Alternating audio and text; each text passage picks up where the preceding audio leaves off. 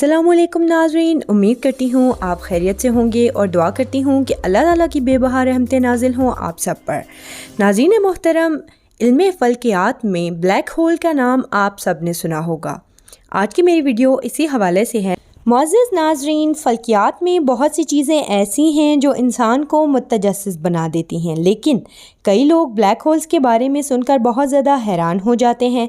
Black holes पर हर कहकशां के मरकज़ में पाए जाते हैं, लेकिन सवाल ये है कि इन ब्लैक होल्स के इस कायनात में मौजूद होने की वजह से क्या असरात मुरतब होते हैं।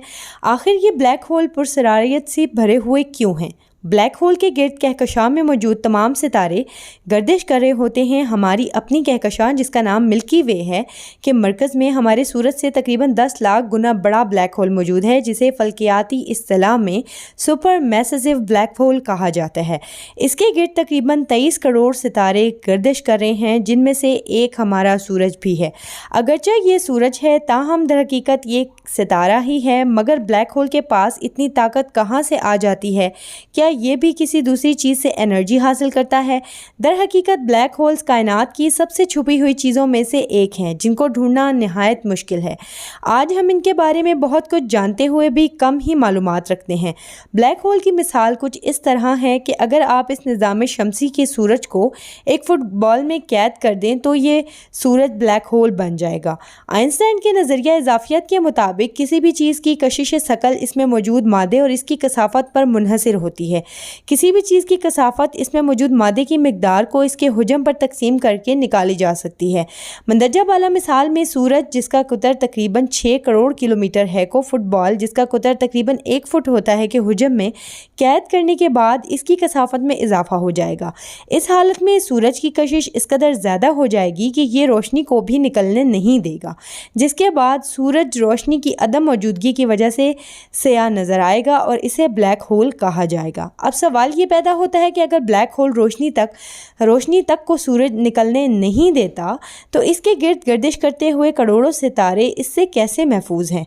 तो इस सवाल का जवाब ये है कि किसी भी सितारे के ब्लैक होल बनने के बाद भी इसमें मादे की मिकदार वही रहती है, इसलिए आसपास के सितारों या सियारों पर लगने वाली कशिश शकल भी वही रहेगी। चूँकि ब्लैक होल बनने के बाद सितारे का हुजम इंतहाई कम हो जाता है, तो इसके गिर्द एक हद तक कशिश बहुत ज़्यादा हो जाएगी कि अगर कोई भी चीज़ इस हद को पार कर जाए तो फिर इसका वापस आना नामुमकिन हो जाएगा। ब्लैक होल के गिर्द इस हद को फ़ल्कियाती इस्तिलाह में इवेंट होराइज़न का नाम दिया जाता है। आज तक साइंसदान इस बात का दावा करते थे कि अगर कोई सितारा किसी ब्लैक होल की इवेंट होराइज़न के अंदर या करीब आ जाए तो वो ब्लैक होल पहले इस सितारे की बाहरी सतह के चीथड़े उड़ाएगा और फिर देखते ही देखते पूरे सितारे को निगल लेगा। लेकिन चंद साल कबल साइंसदानों ने पहली दफ़ा इस मंजर का स्पेशल दूरबीनों की मदद से नज़ारा किया।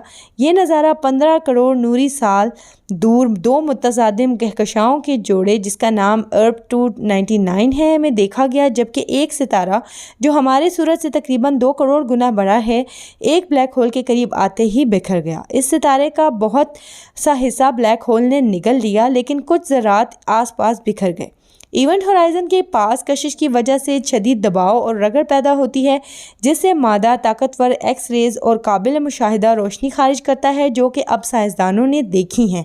इसके अलावा इस सितारे के मादे का कुछ हिस्सा ब्लैक होल के कुतुबीन की तरफ से भी निकला है, जिसकी रफ्तार रोशनी की रफ्तार के करीब थी। फ़ल्कियाती इस्तिलाह में ब्लैक होल के कुतुबीन की तरफ से खारिज होते इस तेज़ रफ्तार मादे को जेट्स कहा जाता है और इन जेट्स का भी पहली बार मुशाहिदा किया गया और देखा गया कि इस जेट्स के दर हकीकत किस तरह वजूद में आते हैं। याद रहे कि ये मंजर ज़मीन से 15 करोड़ नूरी साल दूर होते हुए देखा गया है, जिसका मतलब ये है कि अब इन कहकशाओं की हालत क्या होगी ये कोई नहीं जानता, लेकिन हाँ, जो हालत 15 करोड़ साल पहले थी इसकी खबर लेकर रोशनी अब ज़मीन तक पहुँची है। यानी ये कहकशाओं का जोड़ा जब आपस में टकराया था तो इस वक्त ज़मीन पर ज़िंदगी अपने इब्तदाई मराहिल से गुजर रही थी और इंसान की पैदाइश भी नहीं हुई थी। इससे ये ज़ाहिर होता है फ़िज़िक्स और रियाजी की मदद से जो पेशगोई साइंसदान सालों से करते आए हैं वो हकीकत है, और इससे भी ये वाज़ह होता है कि आज की साइंस सही और हकीकी रास्ते पर गामज़न है। लिहाजा हमें चाहिए कि हम इस मुल्क पाकिस्तान में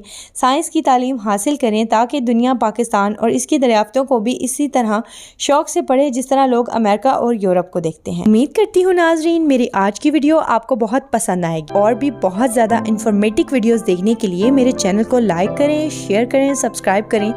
Stay blessed and اللہ حافظ۔